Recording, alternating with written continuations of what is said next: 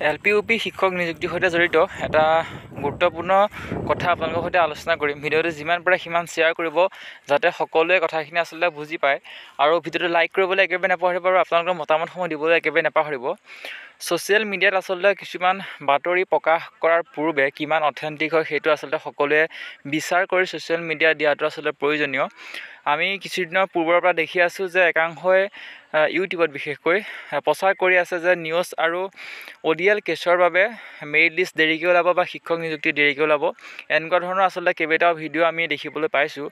বহুতে আচলতে আমাৰ কমেণ্ট বক্সত সুধি আছিলে এই বিষয়টো হয়নে নহয় বুলি, বা ব্যক্তিগতভাৱে আমাৰ হোৱাটছএপত বহুতে আচলতে এই কথাটো সুধি থাকে। তেওঁলোকে বহুতে চিন্তিত হৈ থাকে আৰু তেওঁলোক চিন্তিত হৈছে সৰু কথা, কিন্তু একাংশই যে এই বাতৰিটো বিয়পাইছে যে বহুত বেছি দেৰি হ'ব বুলি কৈছে তেওঁলোকে।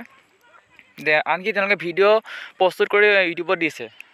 আচলতে সেই বাতৰিটো কিমান অথেণ্টিক সেইটো আচলতে জানি লোৱাটো প্ৰয়োজনীয়, কাৰণ শিক্ষামন্ত্ৰী মহোদয়ৰ পৰা ডাইৰেক্ট শিক্ষামন্ত্ৰী মহোদয়ৰ বক্তব্য কি কৈছিলে সেয়া মেৰিট লিষ্ট সম্পৰ্কে বা শিক্ষক নিযুক্তি সম্পৰ্কে, সেয়া হয়তো আপোনালোকক হয়তো ইয়াৰ আগৰ ভিডিঅ'ত আমি আপোনালোকক দিছোঁ, সেয়া হয়তো গম পাইছে। তাৰ পাছত একাংশই আচলতে যিটো ভুৱা বাতৰি প্ৰচাৰ কৰি আছে, বহুতো আচলতে চিন্তিত হৈ আছে। সেইকাৰণে মই আজি আচলতে ভিডিঅ'টো প্ৰস্তুত কৰিলোঁ। এনেকুৱা ধৰণৰ আচলতে কথাবিলাক আমি আচলতে আপোনালোকৰ সৈতে আলোচনা নকৰিলেও হয় বুলি আমি গম পাওঁ, কিন্তু আচলতে বাধ্য হৈ পৰিছোঁ যে বিশেষকৈ ছ'চিয়েল মিডিয়া ইউটিউব প্লেটফৰ্মত বহুতে আচলতে এই বাতৰিটো প্ৰচাৰ কৰি আছে। সেইকাৰণে আচলতে মই আহিলোঁ আপোনালোকক কথাটো জনাবৰ কাৰণে। বহুতে আচলতে সুধি আছিলে কমেণ্ট বক্সত আৰু ব্যক্তিগতভাৱে হোৱাটছএপতো আচলতে বহুতে সুধি থাকে। গতিকে এই বিষয়টো আপোনালোকে যিমান পাৰে সিমান শ্বেয়াৰ কৰক যে ODL আৰু নিউজৰ কেছৰ কাৰণে মেৰিট লিষ্ট নোলোৱাকৈ থকা নাই এতিয়ালৈকে। ইলেকশ্যনৰ পাছতে সকলোখিনি কাম সম্পন্ন হ'ব বুলি স্বয়ং শিক্ষামন্ত্ৰী মহোদয়ে কৈছে।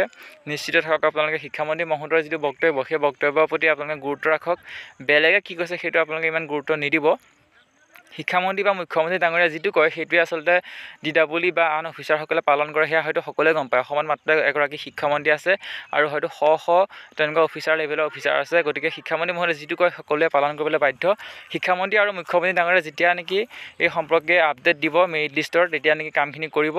নিশ্চয় ইলেকশ্যনৰ পাছতে গোটেই কামখিনি কৰিম বুলি কৈছে। আপোনালোকে বিশ্বাস ৰাখক আৰু এই যি ভুৱা বাতৰি, সেই ভুৱা বাতৰি আপোনালোকে ভুৱা বাতৰিত আচলতে পতিয়ন নাযাব। মই আচলতে আপোনালোকক সকলোকে আচলতে মই এটা সজাগতা বুলি মই ক'ব বিচাৰিছোঁ। ইমান আচলতে চিন্তা কৰি নাথাকিব। ODL আৰু নিউজৰ কেছৰ কাৰণে মেৰিট লিষ্ট দেৰিকৈ প্ৰকাশ আচলতে যিটো হ'ব বুলি ওলাই আছে, একাংশই প্ৰচাৰ কৰি আছে, সেইটো সম্পূৰ্ণ এটা মিছা বাতৰি। ODL আৰু নিউজৰ প্ৰাৰ্থীসকলক আচলতে বেছি ভয় খোৱা আচলতে এনেকুৱা কথা বুলি আমি ক'ব পাৰোঁ।